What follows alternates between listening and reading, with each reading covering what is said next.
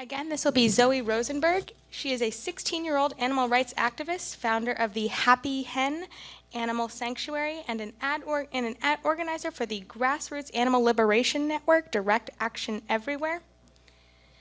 Zoe travels the country giving speeches on behalf of animals, and most notably, in October of 2017, she gave a TEDx talk at the age of 15. Please help me in welcoming Zoe Rosenberg.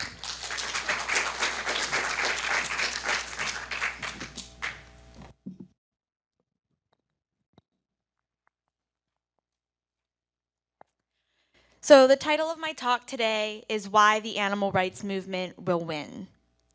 So 6 months ago, I was arrested for chaining myself to the slaughterhouse chute at Cal Poly University in an attempt to save a baby cow who I named Justice. Now you may be wondering what this has to do with why the animal rights movement will win.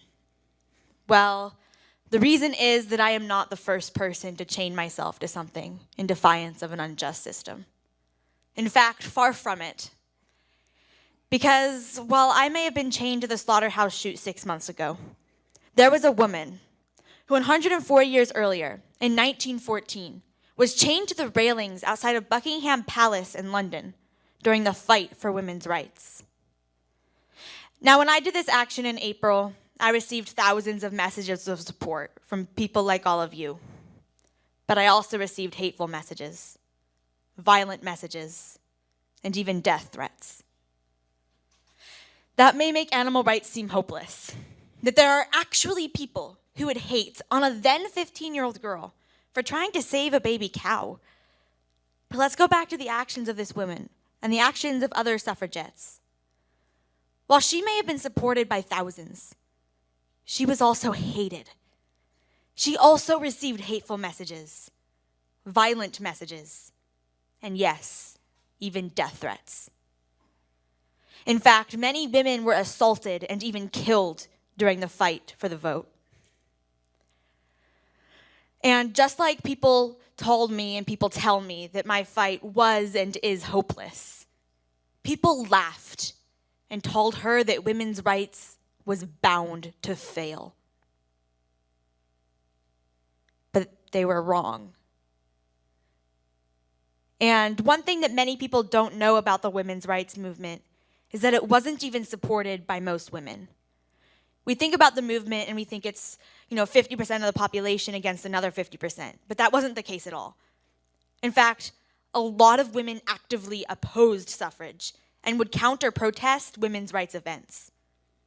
And there were also some women who supported suffrage but were vehemently against activism. They wanted women to just sit still, not rock the boat or make themselves look bad. Just hope that maybe, possibly, someday, the vote might just be handed to them because the government would totally do something like that, right? It took years for women's rights leaders, such as Alice Paul and Emmeline Pankhurst, to rally their supporters to action. But once they did, they were unstoppable. Once they did, the political climate around women's rights changed rapidly. And through strategic, direct action, they won.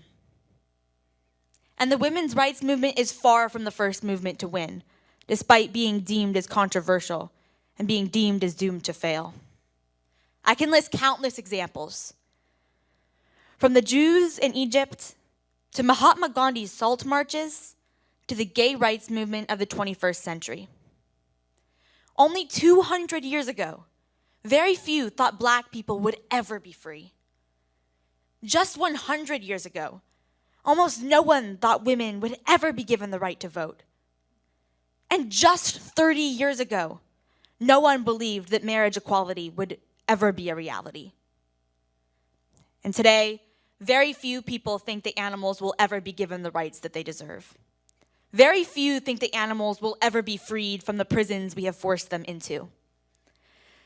And I am here today to say that just like everyone who has expected movements in the past to fail was wrong, everyone who is expecting the animal rights movement to fail today is wrong. They're wrong. Because the animal rights movement will win. And here's why. Reason number 1, we have the power of the people. Corrupt organizations can never inspire the people. They can never inspire a movement. And in the end of the day, it is the people who have the power. It is the people who can give power to leaders, and it is the people who can take it away. It is the people who can give power to institutions, and it is the people who can take it away. And most importantly, it is we, the people, who can give power to ourselves. Never doubt that a small group of thoughtful, committed citizens can change the world. Indeed, it is the only thing that ever has. And we have seen this so many times throughout history. In fact, research by social scientist Erica Chenoweth has shown that no movements have failed after mobilizing 3.5% of the population to sustained, nonviolent action. Let's take a look at Occupy Wall Street. While somewhat unsuccessful for reasons I won't dive into today, Occupy Wall Street was one of the most successful movements at inspiring the people. Thousands marched the streets. Thousands camped out for weeks. Thousands risked their lives and their freedom to protest financial inequality. Now, do you think the big banks could have done the same? Sure, maybe they could have paid a couple people to counter-protest, but thousands? And would they have had people willing to make sacrifices, such as being assaulted and arrested by the police? No. Now I'm going to share with you all 2 stories. This is Stanley. Stanley is a billionaire. So I should clarify, this is a fictional hypothetical story, and then I'll tell you afterwards a true story. So Stanley is a billionaire. Stanley owns one of the largest factory farms in the world. His farm houses hundreds of thousands of pigs. He never visits this farm. He doesn't even live in the same state. He sits at a computer in his house and just thinks about marketing strategies all the time. He doesn't have any connection with any of these pigs. He has minimum wage employees who he pays to do all of the work for him. And one day he goes on Facebook and he sees that he's received a message from one of his friends. It's a link to a video from an animal rights activist going into his farm and, as from his perspective, stealing one of his piglets, who they say was sick and dying, and who they say they rushed to emergency veterinary care. The footage shows pigs that are apparently dying, drowning in their mother's feces and blood. It shows thousands of pigs in gestation crates. It shows giant pits of manure, urine, and blood. And Stanley is pissed because these activists might just cut into his profits. So he responds. He says that he is doing everything right, that his facility is USDA approved, and that gestation crates are the most humane way to house pigs. Now for the true story. This is Lily.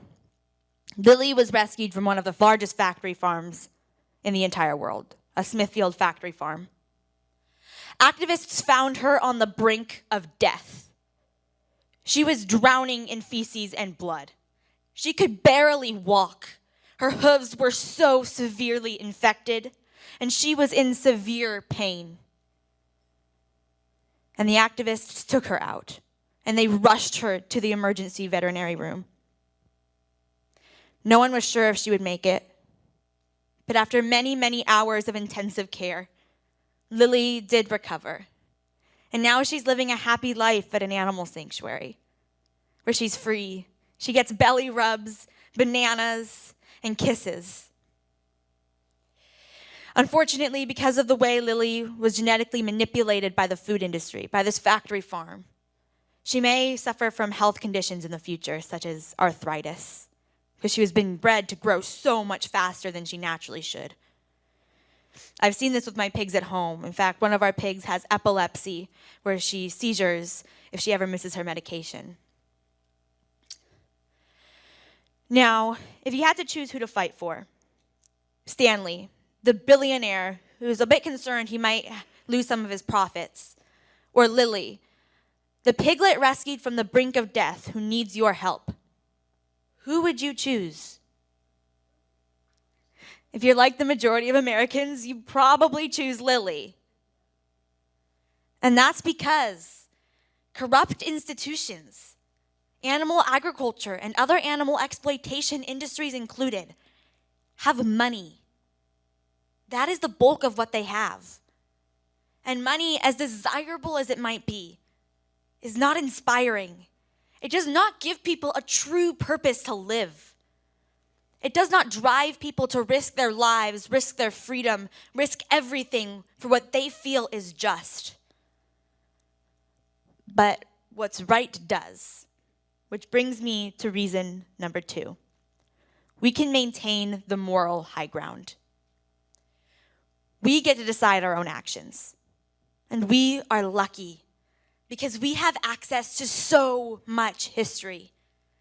We can look back and determine why just about every single social justice movement that's failed has failed. And most of the time, it's because the activists become disempowered, lose hope, become afraid, or become too caught up fighting amongst their allies. Alternatively, it is because the movement becomes depicted as violent. And the industry may take actions to divide us, to hurt us both physically and mentally. We may face violence at their hands, but we get to decide how we let them affect us. We can stand strong, holding our values near and dear, and keep pushing forward. I'm going to share with you all an example of a movement of people who not only overcame their struggles, but used their struggles to create even more momentum for their cause. So let's jump to Black Friday of 1910, where over 300 women began to peacefully march towards the House of Commons in an attempt to deliver a letter to Prime Minister Henry Asquith in support of women's rights. Unknown to the women, the police had been given orders by the government to treat the women with severe brutality. And so as the women approached, the police beat the women. They kicked the women. They pushed them to the ground. And women sustained injuries so severe that 2 even died. Over 100 peaceful, unarmed activists were arrested and thrown in jail. And in this situation, the women's rights movement had a few choices. One, they could decide to become afraid. They could hide in fear of another event such as Black Friday occurring. They could essentially give up. Number 2, they could do to the police as the police had done to them. They could kick them back, punch them back, kill them back. They could essentially lose their moral high ground. Or number 3, they could remain nonviolent and keep pushing forward. They could show the world that these peaceful women were being treated with so much violence at the hands of the government. And by maintaining their moral high ground, they can make it clear to the public which side of history they want to be on. Do they want to be on the side of the government that's being violent? Or do they want to be on the side of the women who are peacefully fighting for what's just? And that's exactly what they did. They maintained their moral high ground. And because of this, thousands of people who were previously unsure where they stood on the issue of women's rights became supporters and even advocates. And this is all because of the actions taken by the WSPU, the Women's Social and Political Union, after and during the demonstration. Another example of a movement of people who successfully maintained the moral high ground is an Occupy Wall Street protest in Davis, California. Dozens of nonviolent activists were sitting cross-legged on the sidewalk, linking arms to protest financial inequality. To everyone's shock, to the whole world's shock, one of the police officers got out a giant bottle of pepper spray and began to walk around one by one, spraying all of the activists in their faces. And the activists just sat there, barely moving. In fact, The only time they moved was to turn their heads towards the ground to avoid getting the chemicals in their eyes. And videos of this demonstration went viral. The world was outraged. UC Davis took actions to remove all information about this event from the internet. But the activists stood strong, remained nonviolent, and shared their truth. And when the public saw the actions taken by the police, the actions taken by UC Davis to cover up the event, and the actions taken by the activists, they sided with the activists. And so, in cases where we are faced with violence and brutality, we must react with nothing but compassion in our hearts. And here's the thing. Corrupt organizations, animal agriculture and animal exploitation industries especially, cannot maintain the moral high ground, even when they do treat our activists with compassion and respect. Because the thing is, in the end of the day, they have nothing to maintain. Because they are the ones stealing lives, denying people their rights, and spilling blood. And we are just protesters executing our First Amendment rights. And as long as we remain nonviolent, it is incredibly difficult for them to turn the tables against us. And so, as long as we remain compassionate, even if somebody comes up in your face and tries to punch you for speaking up for the animals in need, you must show them nothing but love. And as long as we do, we can and we will maintain the moral high ground. Reason number 3 that the animal rights movement will win is that we have the truth on our side. Animal agriculture, their words are filled with lies and false realities, while ours are filled with truth. The agriculture industry has blatantly lied so many times, and we have proved that their lies were lies so many times. And then sometimes when we release information exposing their fraudulent lies, they try to make it out that we're lying, and they do so by telling even more lies, which we then once again prove are lies. For example, 2 years ago, we at Direct Action Everywhere released an investigation at that giant Smithfield farm, one of the largest factory farms in the entire world, where Lily came from. We had virtual reality 360-degree footage of this facility, showing thousands of pigs, rows and rows of gestation crates. We had virtual reality drone footage of above the farm, showing an air view. We could show everyone all of the sheds, the giant sheds, and the giant feces pits, filled with manure, urine, blood, and dead piglets. And when we released this footage, Smithfield said that our investigation was staged. There is no way anyone could have staged something like that without millions of dollars in a production budget. And you can just look at our finance records from Direct Action Everywhere that year, and we did not have anything close to that, I can assure you. So that's what we said. And of course, Smithfield looked ridiculous, because it was obvious that they had lied. And it was obvious that they were lying to cover up the cruelty, because there was nothing else they could say. And the industry has come up with labels such as certified humane, organic, cage-free, free range.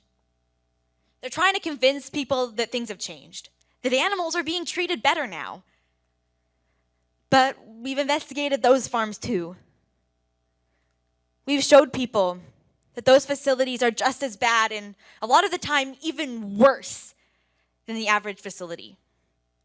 For example, free-range eggs or cage-free eggs or pasture-based eggs actually have significantly higher rates of cannibalism and death than the cage facilities. And as someone who's worked with chickens, I actually believe that those facilities are significantly more cruel. Obviously, they're all horrible, but I think they're significantly more cruel. And the thing is, when we expose those lies, that they're just covering it up and covering it up and covering it up, We're proving one more truth, that at the end of the day, there is no humane way to use an animal. And more importantly, we prove that there is no humane way to kill someone who does not want to die. In fact, just a couple weeks ago, I was at the farmer's market in my hometown, San Luis Obispo, where I live, and I was doing outreach. I was, showing people footage with Anonymous for the Voiceless of what happens to animals in factory farms and slaughterhouses. And a woman recognized me from my campaign to shut down the Cal Poly slaughterhouse, and she came up to me and asked me why I've been protesting. So I told her that I'm protesting because they electrocute pigs in their spinal cords and brains and stab them to death, because they slit chickens' throats, and because they shoot cows in the head. And I told her that this brutality has no place on campus, on any campus. And then she revealed to me that she was an animal agriculture student at Cal Poly, and that she had taken those classes, and she had seen it firsthand. And she looked at me and she assured me that that was the most humane way to kill an animal. So I asked her a genuine question. Is there any humane way to kill someone who does not want to die? And she said, I don't have an answer to that, and quickly walked away. Even an animal agriculture student was forced to confront that her beliefs were flawed, that they were quite frankly lies. Because the truth is that we have the truth on our side, and in the end, the truth always wins. Reason number 4 that the animal rights movement will win is that we have a plan. At Direct Action Everywhere, we have developed a 40-year roadmap to animal liberation, a step-by-step plan to create a better world, a world where animals are treated not as things, not as property, but as the individuals, the living beings that they are. We've created this plan with the help of world-renowned social change scholars, and we also created it with the help of history. By looking at past movements, we've been able to learn a lot about strategy. One of the people who helped us when we were creating this plan is Evan Wolfson, a pioneering gay rights activist. 40 years ago, Evan Wolfson made a shocking prediction. He said that within one generation, marriage equality would be a reality in the entire country. And everybody laughed at him. The majority of Americans didn't take him seriously. No one believed it. Everyone just thought marriage equality would never be a reality. They thought he was a joke. But he was right. Today, marriage equality is indeed a reality in the entire country. And just 2 years ago, Wayne Shung and all of us at Direct Action Everywhere made a prediction of our own.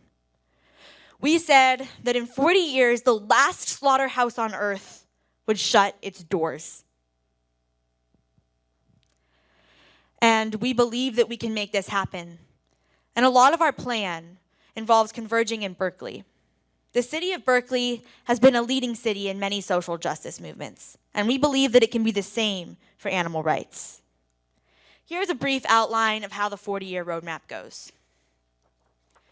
Year 2020, an animal rights hub develops in Berkeley, and a global network comes into place.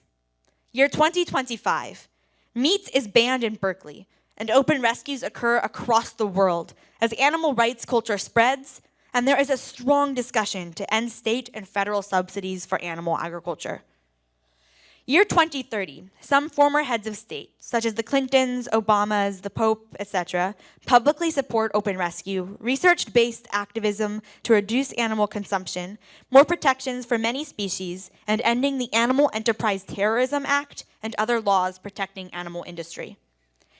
Year 2035, more city and regional level animal protection laws and animal product bans are instituted and enforced globally. Year 2040, a state or province with seed cities passes a statute of animal liberation with a robust enforcement agency. Year 2045, one or more national governments fund a network of sanctuaries as reparations. Year 2050, species equality goes before the supreme or constitutional courts of one or more countries.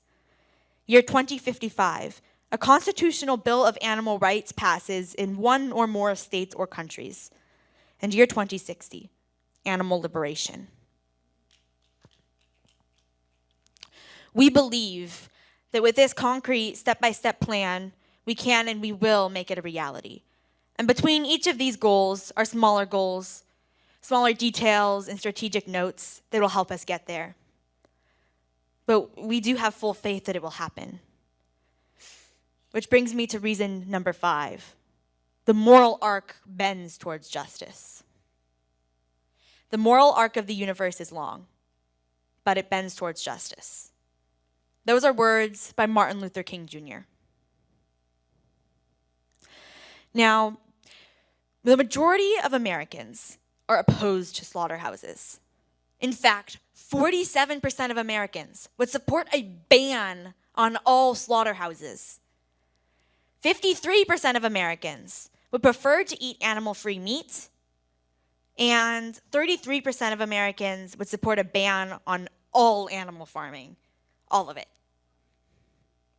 These statistics are truly groundbreaking. And at the end of the day, it all comes down to the compassion that most individuals hold in their hearts. We live in a nation of animal lovers. Even people who love animals don't want to see them hurt. Even people who eat animals don't want to see them hurt. They love them, or at least they believe they love them and care for them. In fact, in 2016, 50% of dog caretakers bought their dogs Christmas presents. These people eat animals, but they're buying their dogs Christmas presents. People don't even want to imagine animals hurt. They don't want to see it. They don't want to face it in any way, shape, or form.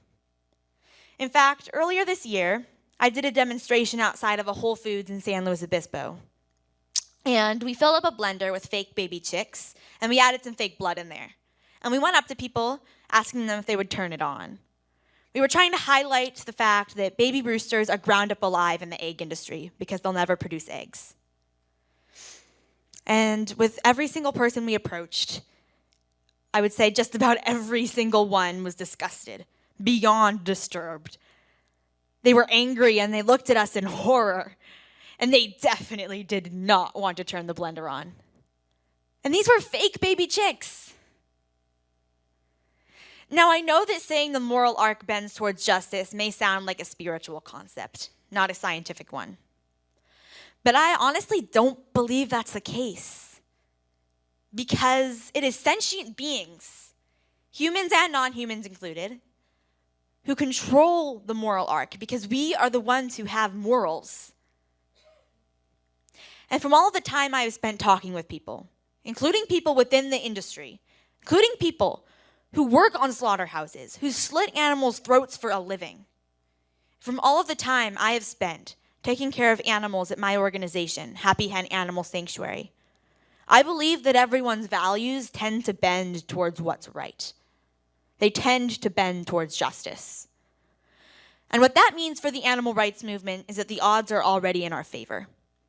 We just have to fight and pull that moral arc until justice is won, until animal liberation is won. Now, the last reason I'll be talking about today that the animal rights movement will win, the most important, in my opinion, the most important reason that the animal rights movement will win is you. All of you are the reason that the animal rights movement will win. Because I know that each and every one of you are here today because you care. Because you want to see a better world. A world where chickens, instead of spending their lives in cages and having their lives cut short by metal blades, live free, run in the grass, bathe under the sun, and never have to fear for their lives. Free from exploitation. We want all of these animals to be, right? We don't want cows to be dragged to the kill floor. We want them to be running with their families, grooming their children. We don't want pigs to be hung up by their legs and stabbed to death. We want them to be rolling in the mud, rooting in the soil, snorting with happiness.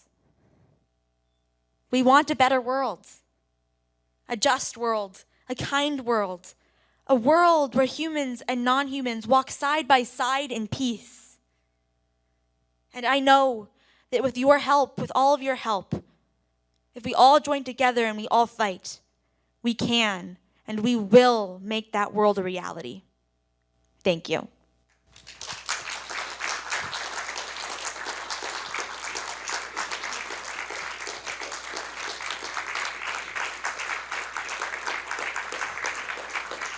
Thank you.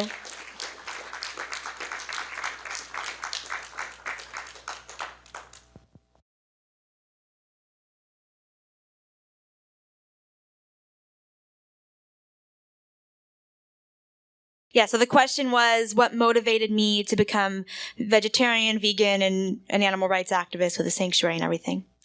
So I went vegan about, I guess it was like 6 years ago now. And I went vegan after my family got chickens. And I fell in love with them. I grew up a vegetarian, so I never really understood the concept of eating animals. It was always just really bizarre to me. But I still was a very speciesist person. I mean, I think all of us, even those of us who are vegan, we're still speciesist in a lot of ways. But, I'd been raised in the society, just like all of you, that taught people that chickens were stupid, right? That the chickens were just these dumb birds and, their lives maybe mattered less than us. But when I got chickens and I started to spend time with them, I just fell in love with them, and I realized that they were individuals, that they had feelings, that they felt fear, pain, love, joy. And I realized that they were just the same as the dogs and cats that I had grown up with, that they were just the same as me in all of the ways that mattered. And I remember one time one of them got sick when she was a little baby. Her name was Popcorn. And I was devastated. She was severely ill. We were taking her to the veterinary hospital every day.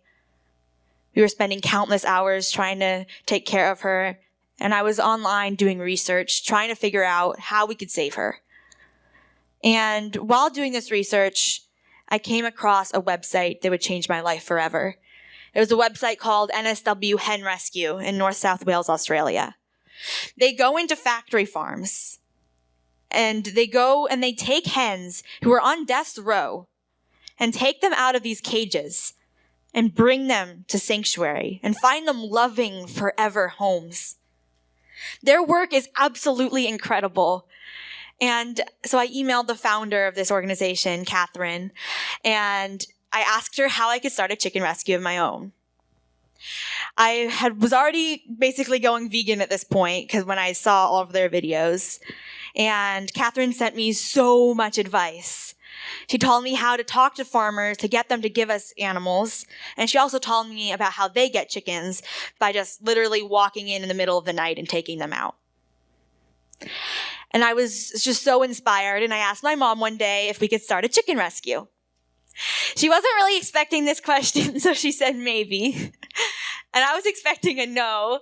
So I was pretty excited. And I decided to sit down and get to work. And I called the organization Happy Hen Chicken Rescue. And I spent over a month working on a website, starting a Facebook page, getting everything together. And finally, my mom agreed we could go to the local egg farm and rescue 12 hens. And then we just kept rescuing more and more and more.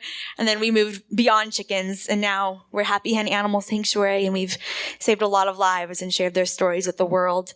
And I'm forever grateful. I just want to give another shout out to Catherine because she really is the reason that I started doing this work. And, I'm really honored that I've been able to work with her in the past few years and helping her write her book about youth activism, and then recently supporting her when they tried to do a mass open rescue and were faced with so much violence and brutality at the hands of the police in Australia. It was really, really horrible, but they're really making waves out there. Oh, so the question, I should repeat it in folks can hear. She's asking how to inspire people to go vegan in day-to-day life. So in day-to-day life, I like to focus on sharing animal stories. So I think the power of stories is just not really utilized enough in this movement. And especially having a sanctuary helps a lot. But I don't even think, you don't have to necessarily have a sanctuary. You can visit a sanctuary, go to vigils, find some sort of personal connection, an animal you have a connection with. And if you don't have that, you can even share the story of an animal that you saw a video of and you connected with online, and say, oh my God, I heard about this pig the other day named Lily who was rescued from a Smithfield factory farm, and I heard about all this different stuff. Or if you know the animal personally, you can be like, hey, I have a friend who's a chicken. She's one of my best friends in the whole world. And when I see you have a piece of her flesh on your plate, all I see is her. All I see is her in my mind on the kill floor. And, I don't blame you for that. I know that you're a victim of society just as much as everyone else, that we live in a society where this is normal. But when I see that, it makes me incredibly uncomfortable. It causes me a lot of grief. And I want you to come and meet this chicken and look her in the eyes and get to know her the way I have. And I just think things like that. Like, you don't have to attack anyone, but just make them connect with it. Because like I said in my talk, we do live in a nation of animal lovers. People don't want to see animals hurt. And I think when people really connect with it on a personal level, they will change. Yeah, so the question is, how many animals do I have at the sanctuary and of what kind? So at Happy Hen Animal Sanctuary, we have about 150 animals, 150 permanent residents. We've rescued more than that. We've rescued about 800 animals, but not all. Some of them have either passed away or been adopted out to loving forever homes. But currently we have 4 pigs. They're all meat pigs, so they're huge. They're several hundred pounds. We've got 2 cows, Rosa and Buddha. We have a turkey. We've got 5 ducks, 2 geese. We've got 2 quails, 2 sheep, 4 goats. We just got 3 new goats recently, so I'm still trying to remember that one. And then we have about 100 chickens. So the question is how I balance activism with school. So that's a really good question. I fortunately get to do school from home. So I go to a charter school program. So I have to go in and meet with my teacher once a week, and then I go in for a chemistry lab every other week. But for the most part, I get to stay home for all my schoolwork and kind of pick my own, manage my own schedule. And that's been really, really helpful the past few years since I've been at this school. And it is really hard to balance everything. I get up at 4 a.m. most mornings, and I work until the time I go to bed. I just kind of try to switch back and forth throughout the day. Like if I start getting bored of schoolwork, I move on to the activism, and then I do the activism until I'm like, all right, I really need to do schoolwork again. But yeah, it is definitely hard. But I think it's really, I love it all because it's animal rights that gives me a reason for living. And, I want to try to balance it all any way I can so I can keep fighting for these guys.